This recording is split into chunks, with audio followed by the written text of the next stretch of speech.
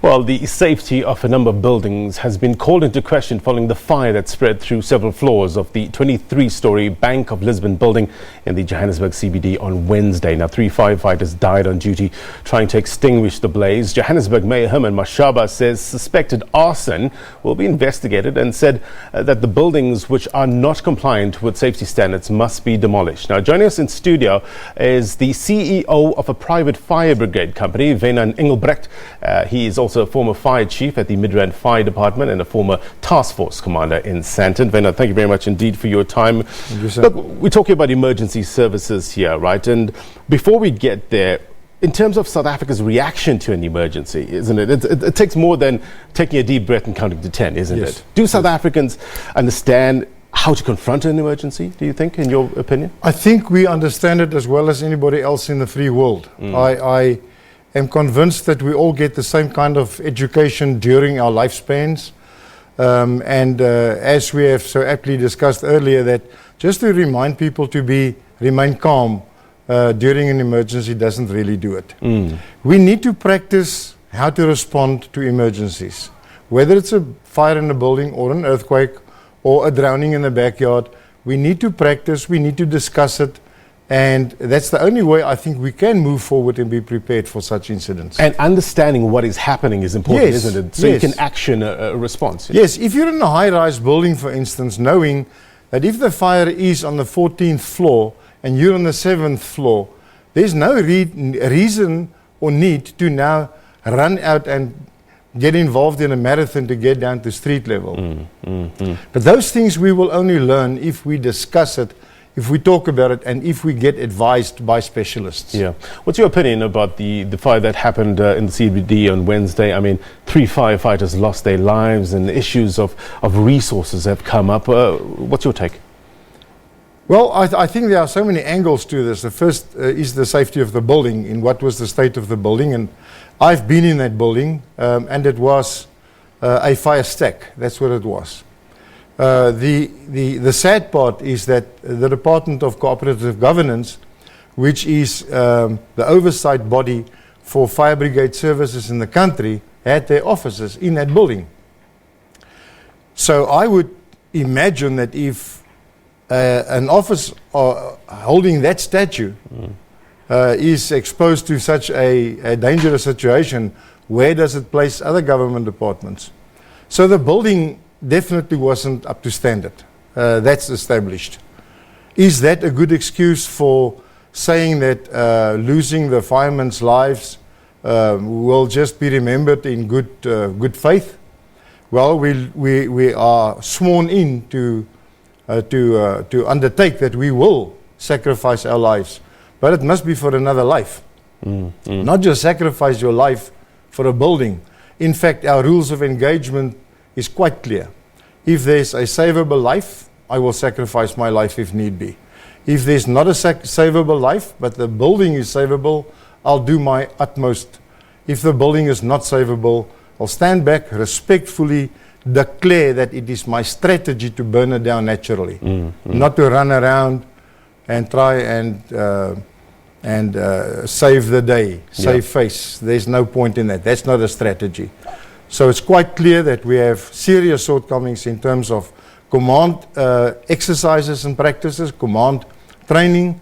The training of firefighters is lagging behind in a massive way, and the equipment and apparatus needs to be reviewed.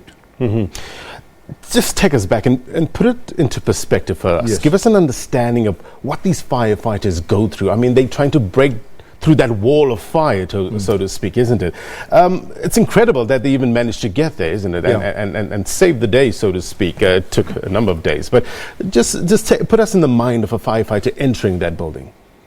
Well, you know, from the moment that you get the alarm, that you know that you're traveling to a fire, your adrenaline starts pumping in absolute overdrive. So you go into another personality almost.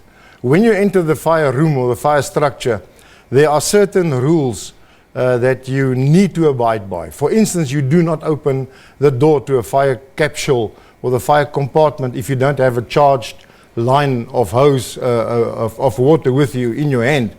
You don't go in if you don't have a buddy that backs you up. You don't send people into a fire room if you don't have the same number of people outside as a rapid intervention team. So the rule there is 2 in, 2 out.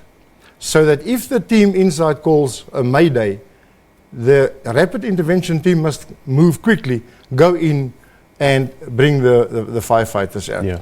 So the few moments during the first engagement moments, it's extremely lonesome and it's extremely exciting because you don't know what to expect behind that door. Yeah. And so, but if a firefighter is properly trained, if they're professionally trained, then they know how to deal with it. Having said that, every single incident is so much different from the previous one. Yeah. Yeah. That you need to expect the unexpected every moment. And that's what makes their Yes. job so critical and so challenging at the same time. When you look at this fire, we hear now over the past couple of days you get these flare-ups. Just tell us about the possibility of more flare-ups at we're in the 4th day now? That building is so loaded with boxes and old furniture. It seems as if when they bought new furniture for the offices, they simply shifted the old furniture into the passages. The basement is filled with furniture and boxes. It is a fire stack, as I said.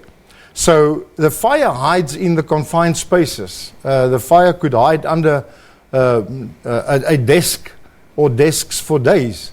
So they have to be very meticulous when they do the overhaul afterwards and the salvaging. Yeah. So that they are certain that every single possible square meter is properly doused.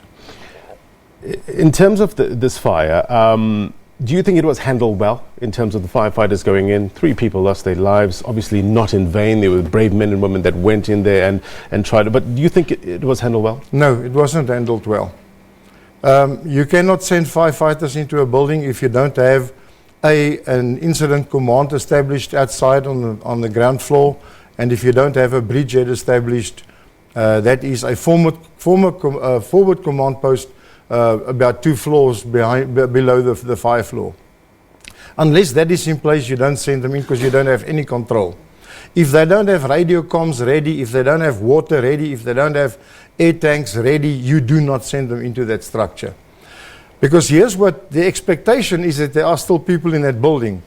But spending 2 minutes more planning it properly before you do the attack is of much more value than just rushing in, and now we see what the result of that was. But you do give them credit for containing this fire, isn't it? I mean, it takes a lot to do this, isn't it? I give them credit for being so expedient and being so committed. Yeah. The individual firefighter is my brother, and I will never, ever, ever blame them for something that the political management had done wrong.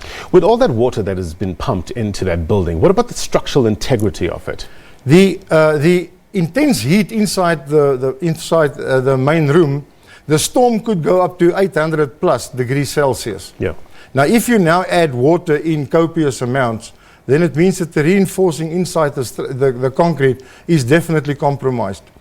I visited the site in Tehran just a few months ago. I work in Tehran, and there was a building that collapsed last year when exactly the same thing happened. The intensity of the heat builds up, and the addition of water actually has to be rather in terms of high pressure and low flow than in terms of high flow and low pressure. But the structure, definitely, I believe it should be checked by engineers, and I can almost foresee that building will have to be demolished anyhow. Yeah. So it could just as well have been left to burn out. Thank you very much indeed for your time and your insight and years of experience. You brought it to us and help us better understand the situation. Wynand Engelbrecht is from a private fire brigade service. Thank you very much indeed, Thank you, sir. Well,